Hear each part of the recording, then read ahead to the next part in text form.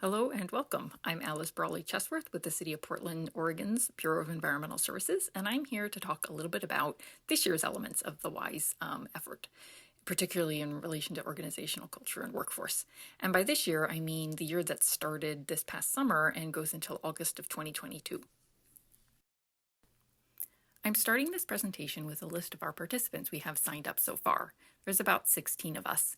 And the reason I'm doing this is because our strength really is in our participants working together with each other rather than trying to do all of this work alone.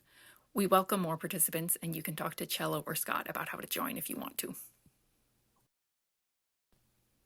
Moving on to the meat of the presentation, I'll talk about the planned outcomes before getting into the work plan for this year. In order to determine what outcomes we wanted from this project, we asked our participants what some of their current challenges were, especially in respect to participating in the WISE effort. The biggest one was really getting buy-in from leadership and the employees. After that, their short-term needs were really to get context and explanation of the tool so that they could know how to use it and how that could benefit their agencies. But for the long term, it was really seeing how it works with other agencies so they can get a better feel for how it could work for them. From those challenges, the team came up with these 4 main outcomes that we hope to achieve this year. The first 2 are really about finalizing the tool that Case presented to you and providing guidelines for how to use the tool in your own organization. Next was being able to see it all come together with the other WISE teams. We're not doing this just to improve the people aspects of organizations, but rather to be able to improve the people aspects in order to get process technology and change management going. Last was piloting the tool. It has a lower ranking because not everyone who's participating has the resources or the bandwidth to be able to perform a pilot right now, and that's okay. We're welcoming participants to put in as much time and effort as they have available. As long as we have a handful of pilot participants, we'll be able to move forward and all learn from each other. In order to achieve those identified outcomes, the team has pulled together a work plan and how to complete these tasks over the course of the year. Here's an overview of the work plan.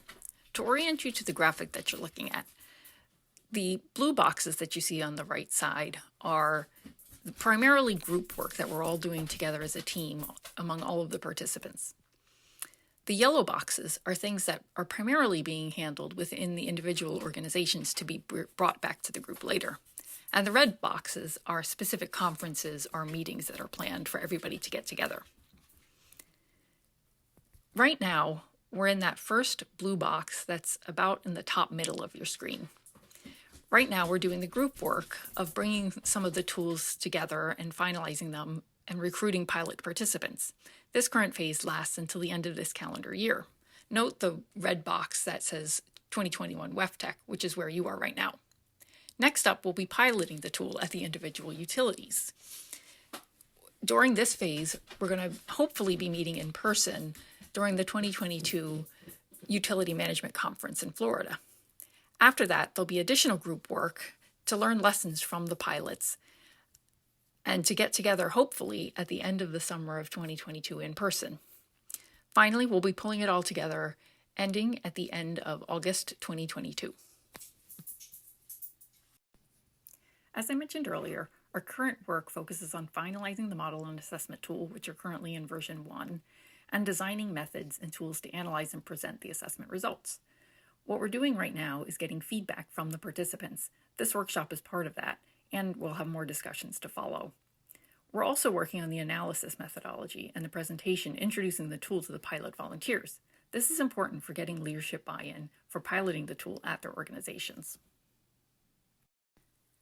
Getting a little more in-depth into the guidelines, this is something that participants asked for, and if you remember from the earlier slide, this was their number 1 outcome that they wanted to happen right now.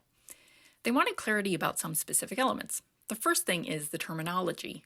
We know that each organization uses slightly different terms to mean basically the same thing. For example, one organization might say work group when another one says team for the lowest level of work teams that work together. And so the tool will need to be adjusted to be understood by people within each organization. Next, talking about adjusting it to your needs and what you're actually using this for and how to apply the tool.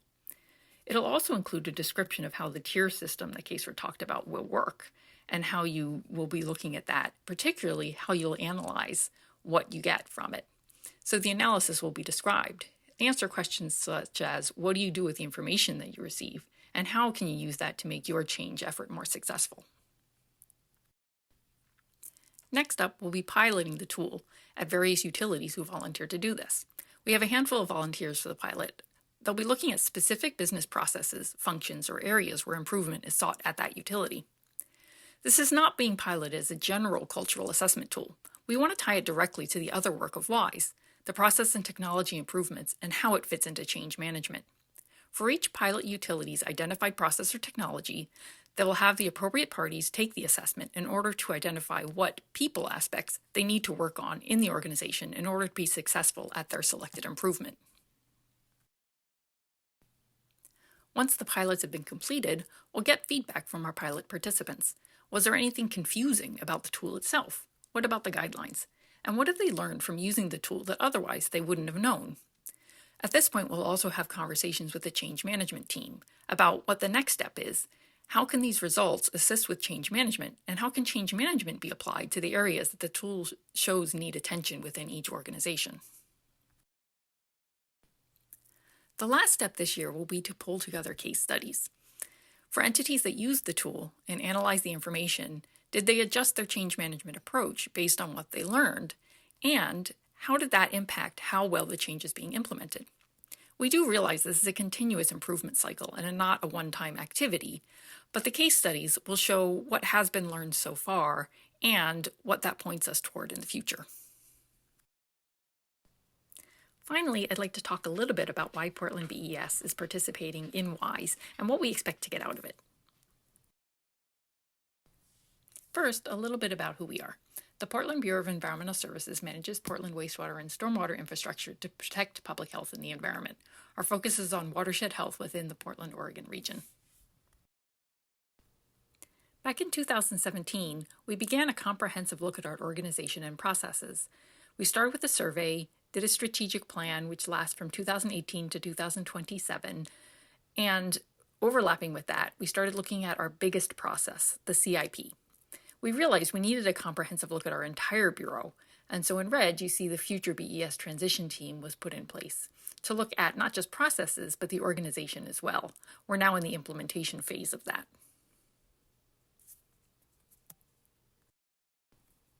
I don't expect you to read any of the words on this slide, but what you can see here is that we have a lot of change ahead of us. This is our master process diagram for our to-be state, what we want to be in the future, and it's a huge challenge. We have many new and changed processes, as well as newer changed work teams.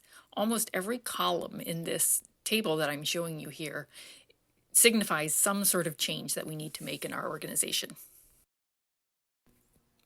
In this work, we realized the same thing that the UAIM and WISE team has realized, that in order to be successful in implementing process and technology changes, we can't just pay attention to one aspect on this graphic.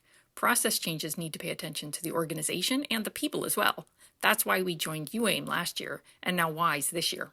We're looking at how best to integrate these aspects, and learning from our sister utilities across the country is a big benefit for us. We know we're not alone in this work. And that really relates to our desired outcomes. In furthering the city's core values of equity, anti-racism, transparency, communication, collaboration, and fiscal responsibility, we realize that we need to collaborate with others in order to really get the work done. In the water industry, seeing successful use of a tool at another water utility is very important, so collaboration with our peers is key to success. We see great value in working on this with our peers. It will benefit our employees, our communities, and our bottom line. And with that, I'll end my presentation here with my contact information. You can send me any questions you have after this workshop. I will be happy to talk to you about this. And now I will hand back to Cello and Scott to take your questions and further discussion. Thanks.